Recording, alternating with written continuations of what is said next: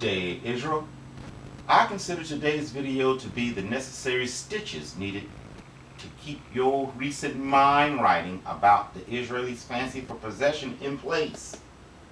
I know you may think I'm beating a dead horse, but when I listen to YouTube videos about the days of Noah, they only talk about the technologies and the animal-human hybrids of antiquity. But truth be told, all of the things they are talking about is predicated on fallen angels and their children walking amongst and having their way with the seed of the specific Adam. That's what I'm trying to show you right now, Israel. The exact same fallen angels and their children are walking amongst and having their way with the last of the specific seed of Adam. And more specifically, they have death dealers searching for the chosen amongst Adam's line. I know you want to believe. Let me say it again. I know you want to believe. Let me say that one more time. I know you want to believe the information. But your doubt demon keeps telling you everything he is saying is conjecture. It's only his dirty, stinking, egg-sucking dog opinion. He is the only one saying it's possession. Maybe it means something else. Maybe he's wrong. Have no scare. Go ahead. Tell him. We will never dance. We will never dance. I got that. That's why I saved my tried, trusty, and common knowledge Wikipedia for last. Why throw down on you cats like this, you ponder? Because you deserve it.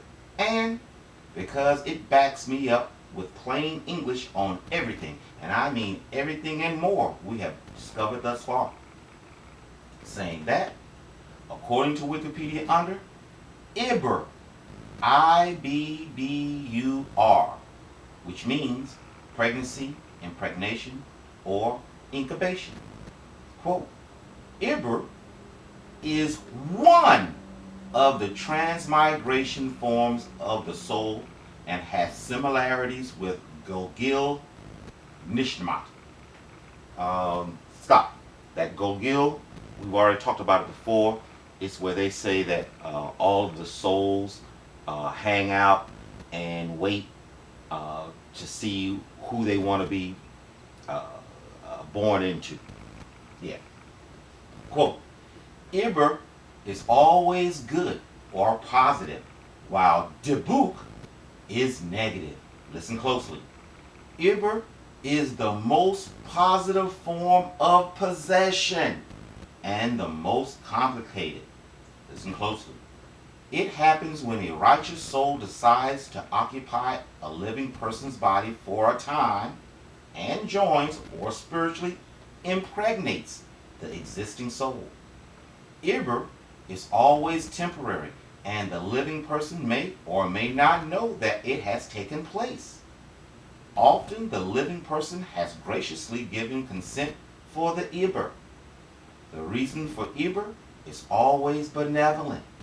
The departed soul wishes to complete an important task, to fulfill a promise, or to perform a mitzvah, a religious duty, that can only be accomplished in the flesh. Listen closely. In Lurinic Kabbalah, Ibbur occurs when an incomplete soul, which cannot achieve tikkun, is completed by the addition of the soul of the Tzaddik, or spiritual master. Listen. Luri believed this to be possible even whilst the possessor was still alive. Example. We are in the days of Noah. Bingo! Again, this is the real reason the Israelis are so smart. They are all possessed in one way, another, or is trying desperately to become worthy of being possessed by an entity that has been around the block a time or two. Remember, they believe their children are born evil.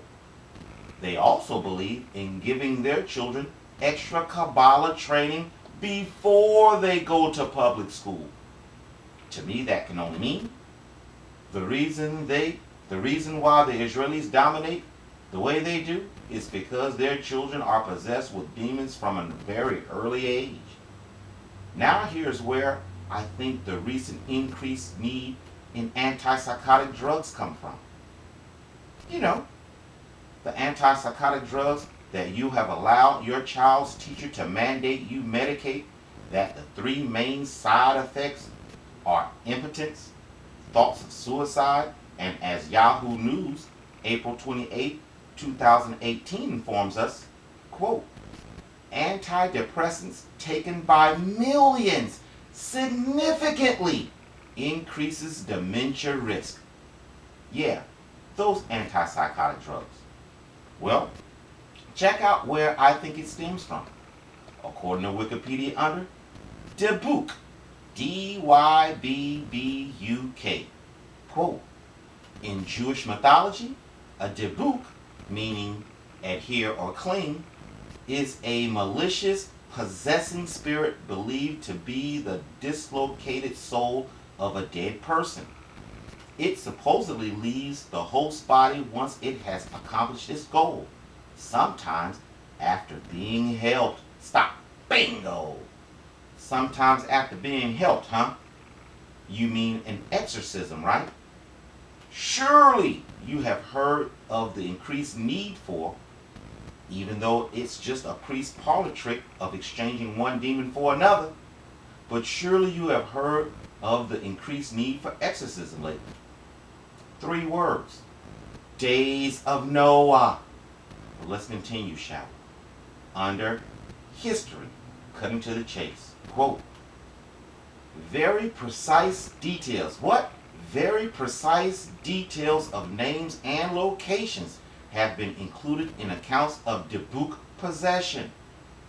Rabbi Yod Tizelbaum and Satmar Rebbe, 1887 to 1979, is reported to have supposedly advised an individual said to be possessed to consult a psychiatrist. Listen closely. There are other forms of soul transmigrations in Jewish mythology. In psychological literature, the Dybbuk has been described as a hysterical syndrome. Example, if the Rebbe, not Rabbi, but if the Rebbe, mind you, you know, the very person who is responsible of possession and the possession matchmaker of the demons of the rivers of evil, if the Rebbe told them, I can't do nothing for you, man, you need to see a shrink, it can't be good. Real talk though, as you can see, our Jewish brothers and sisters and the spiritual mapping, the demonologist Christian Zionists are knee deep in wickedness. Trust them not. This is the real reason refugee camps open all over the world and never close all over the world. Why? Because they are seeding the earth with clones with embedded 1,000 points of light Nephilim spirits that Daddy Bush talked about, that's being released by the Israelis to run their countries. Hey, wait a minute. Just like in the days of Noah, Israel in